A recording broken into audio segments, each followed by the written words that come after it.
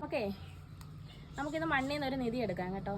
നിധി എന്ന് പറഞ്ഞാൽ സ്വർണ്ണകൊമ്പോ ഒന്നുമല്ല, പക്ഷെ ശരീരത്തിന് വളരെ ഗുണങ്ങളുള്ള ഒരു സംഭവമാണ് ഇത് കേട്ടോ. ഇതുണ്ടോ, ഇപ്പം മിക്കവാറും എല്ലാവരുടെയും വീട്ടുകളിലുള്ള സംഭവമാണ്. ഇത് ശതാവേരിയാണ്.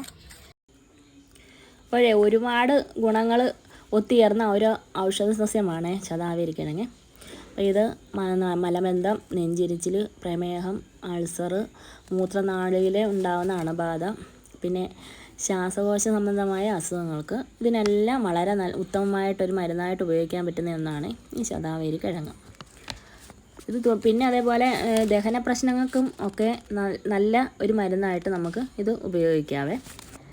പിന്നെ സ്ത്രീകളുടെ പ്രത്യുൽപാദന ആരോഗ്യം നിലനിർത്തുന്നതിനുമായി ബന്ധപ്പെട്ടിട്ടേ പണ്ട് മുതലേ ആയുർവേദത്തിൽ പ്രധാനമായിട്ടും ഉപയോഗിച്ചു പോകുന്ന ഒരു മരുന്നായിരുന്നു ശതാവേരി.